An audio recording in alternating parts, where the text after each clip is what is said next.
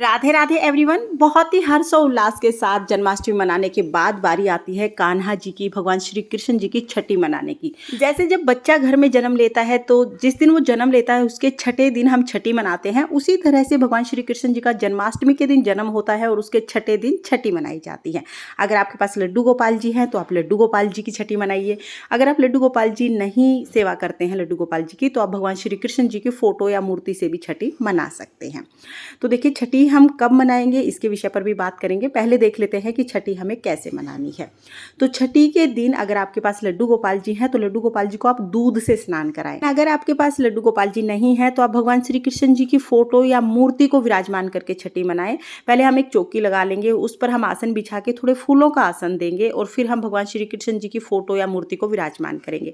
तो मेरे पास ये राधा कृष्ण जी की फोटो है, इसको मैं विराजमान कर लूंगी। आपके पास फोटो है तो फोटो, या मूर्ति है तो मूर्ति को आप विराजमान कर लीजिए। और फोटो को स्नान हम सिर्फ छींटे लगा के करा देते हैं। तो यहाँ पर भाव रूप में हम दूध के और जल के छींटे लगा देंगे। उसके बाद हमें देसी घी का दिया जलाना है।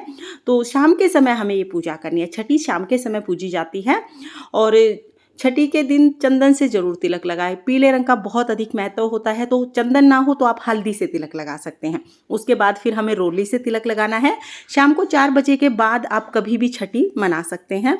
और छठी पे कढ़ी चावल का भोग लगाया जाता है। किसी किसी के यहाँ पर खिचड़ी का भी भोग लगाया जाता है। तो दिए का भी हमें पूजन करना है, दिए को भी तिलक लगा लें। उसके बाद वस्त्र स्वरूप हम कलावा समर्पित कर देंगे और फिर हमें छठी का काजल लगाना होता है। छठी के दिन पहले बार बच्चे को काजल लगाया जाता है। तो आप चाहें तो बाजार से भी काजल ला सकते हैं, लेकिन हमारे यहाँ पर घर पर काजल बनाते हैं फिर बच्चे को लगाते हैं। तो चम्मच को इस तरह से दिए के ऊपर रखेंगे तो काजल बन जाएगा।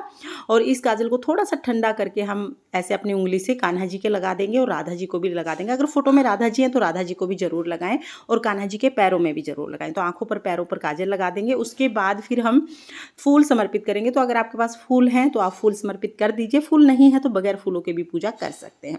इसके बाद हम भोग समर्पित करेंगे। छठी के दिन विशेष भोग बनाया जाता है, कढ़ी चावल का भोग लगाया जाता है। तो कढ़ी चावल आप जरूर भोग में समर्पित करें। उसके अलावा घी, बूरा, मिठाई, ड्राई फ्रूट किसी भी चीज का भोग आप समर्पित कर सकते हैं। जब भी आप भगवान श्री कृष्ण जी को कोई भी भोग समर्पित करें तो उसमें आप तुलसी जरूर रखें।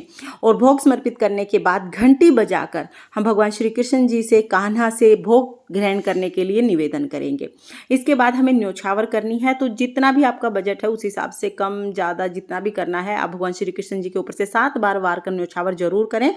न्योछावर करने के बाद फिर हमें आरती करनी है।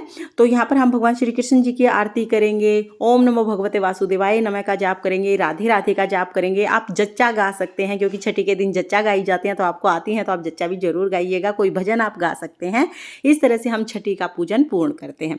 और जैसा कि मैंने आपको बताया, छठी का पूजन शाम को 4 बजे के बाद किया जाता है। और पूजा के बाद जो जल का लोटा आपने लिया है वो सूर्य देवता को, चंद्रमा देवता को आप अर्घ दे सकते हैं। और उसके साथ ही जो भी आपने भोग प्रसाद चढ़ाया है वो घर में सभी सदस्यों को आप प्रसाद के रूप में बांट दें। ये अमृत के तुल्य प्रसाद होता है। और जो आपने न्योछावर चढ़ाई है वो न्योछावर आप चाहें तो आप दान कर सकते हैं, या आप पूजा के लिए भी इससे कोई भी सामान भगवान श्री कृष्ण जी के लिए खरीद सकते हैं। इस तरह से बहुत ही सरल तरीके से हम भगवान श्री कृष्ण जी की छठी मनाते हैं। लड्डू गोपाल जी की अगर आप सेवा करते हैं तो छठी कैसे मनाएंगे इसका वीडियो भी चैनल पर आ चुका है। लिंक मैं आपको डिस्क्रिप्शन में दे दूंगी और एंड स्क्रीन पर भी लिंक आपको मिल जाएगा, आप उसे भी जरूर देख लेना। अब बात कर लेते हैं कि छठी हमें कब मनानी है। तो देखिए, जिन लोगों ने 6 सितंबर को व्रत किया है, 6 सितंबर 2023 को व्रत किया है, वो 11 सितंबर 2023 को छठी मनाएंगे।